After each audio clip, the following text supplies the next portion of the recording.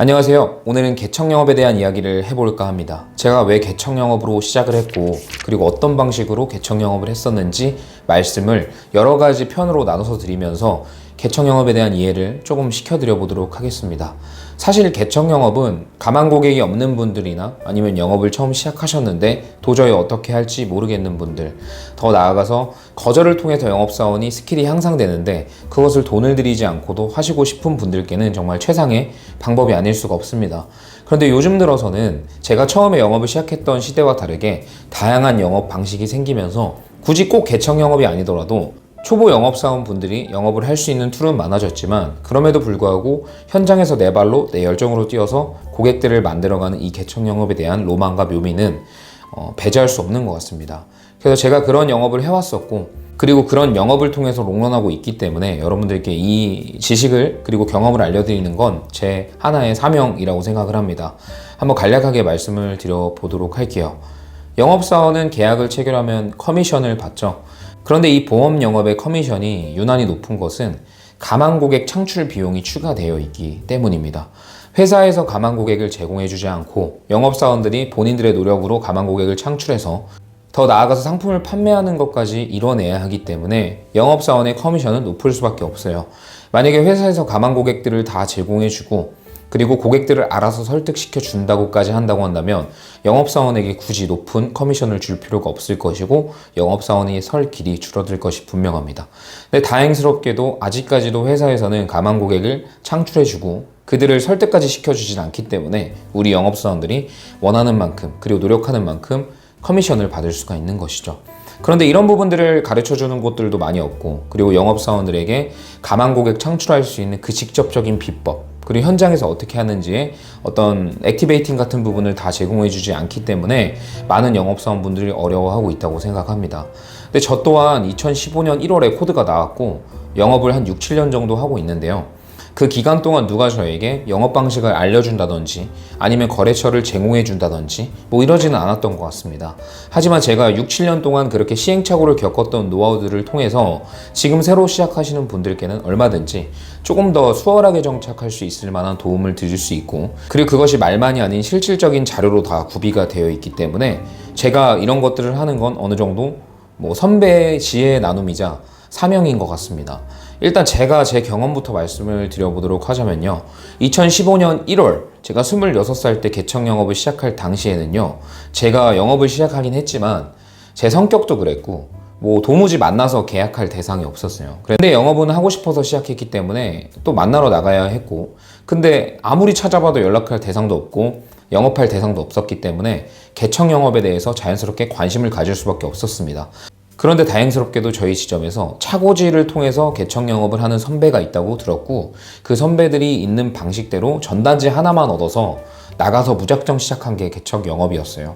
저한테 화법이라든지 어떤 노하우라든지 이런 걸 알려주지는 않았습니다. 단 그냥 그곳에 가서 꾸준히 하면 계약이 나올 거다라는 이런 암시만 있었죠.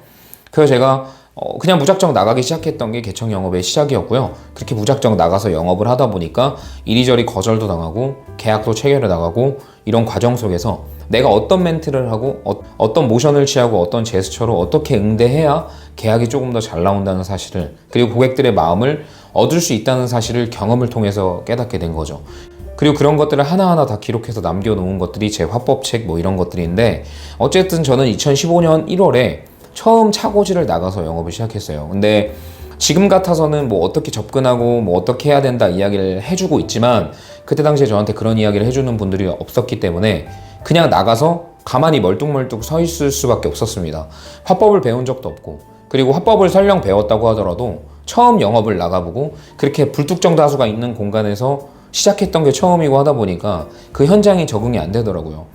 그래서 가서 말을 걸고 싶고 인사를 드리고 싶고 무언가라도 하고 싶은데 도무지 몸도 안 움직여지고 입도 안 떨어지는 거예요. 그냥 머릿속에서만 말을 걸고 영업을 해야겠지라는 생각이 들지 실질적으로 모션이나 모든 것들이 다 하나도 이루어지지 않았습니다.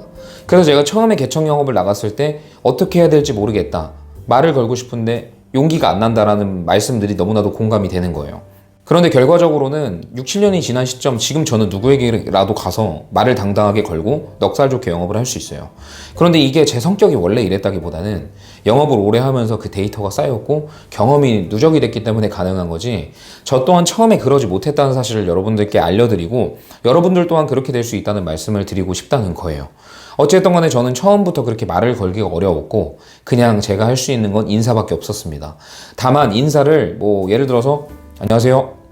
안녕하세요. 영업사원입니다. 뭐 이런 식으로 대충 한 것이 아니라 제가 그 당시 할 수 있는 것이 인사였기 때문에, 그거 하나밖에 없었기 때문에 조금 남다르게 더 열심히 인사를 하자, 뭐 이런 거였어요. 가령 뭐 인사를 한다고 했을 때도 안녕하세요.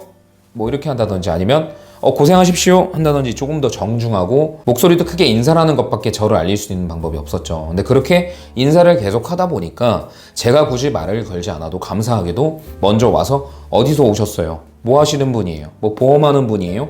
라는 것처럼 먼저 호의적인 분들이 생기기 시작했죠.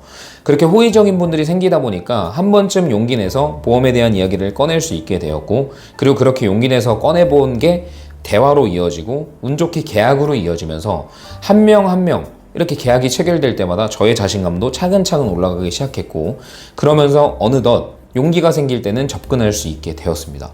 그래서 접근할 수 있게 되니까 그때는 어느 정도 계약이 조금 더 많이 나오게 되었고, 차근차근 그곳에 꾸준히 나가서 저의 얼굴을 인식시키고 인사를 열심히 드리고 대화에 끼기도 시작하면서 영업이 조금 더 수월할 수 있게 되었던 것 같아요. 별다른 비법으로 시작한 게 아니고 그냥 꾸준히 나가서 인사 열심히 하고 인사를 하면서 저에게 먼저 호의적으로 다가와주는 고객님들께 먼저 어필하기 시작했고, 그분들을 고객으로 만들면서 입소문, 그리고 더 나아가서 다른 분들에게도 말을 걸기 시작하면서 영업이 진행이 됐던 거죠. 근데 그 과정 속에서 그냥 그 정해진 시간에 나간 거 이외에도 제가 새벽에 나가서 토스터기랑 이제 식빵 그리고 잼, 우유 같은 걸 가지고 나가서 새벽에 그분들 2교대 하시거든요.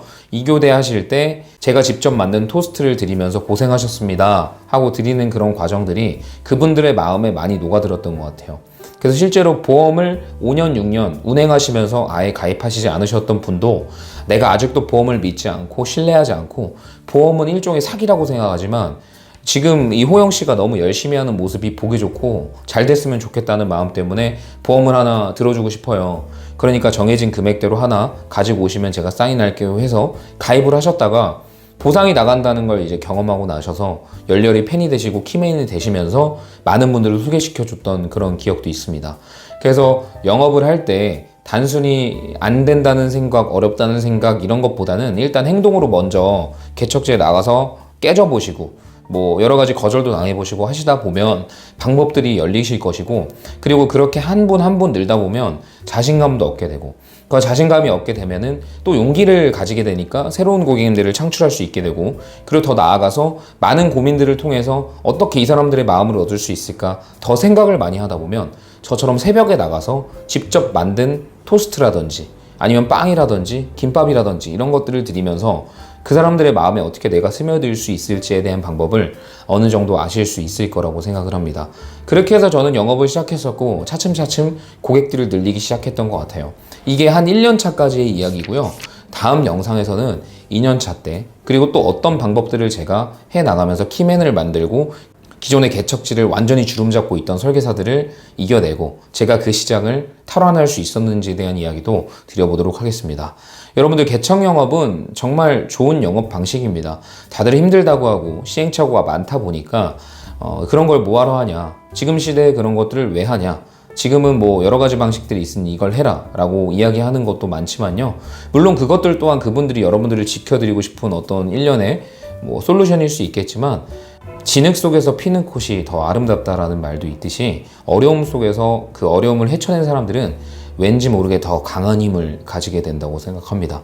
그래서 저도 이렇게 영업사원이지만 남들과는 조금 남다르게 자신감도 더 가지고 있고 당당함과 사람들을 설득할 수 있다는 자신감이 생긴 이유 또한 제가 개척 영업 베이스로 영업을 시작했고, 그리고 그것들을 통해서 성장했기 때문이라고 단언컨대 말씀드릴 수가 있습니다. 그래서 오늘 영상으로 이어서 다음에도 개척 영업에 대한 시리즈를 계속 말씀드릴 건데, 영상이 도움이 되셨다면 구독과 좋아요 눌러주시고요. 그리고 개척 영업을 통해서 더 알고 싶은 것들이나 궁금하셨던 것들이 있으시면 댓글에 남겨주시면 제가 그것들을 적극적으로 반영해서 다음 영상에 한번 올려드리도록 하겠습니다.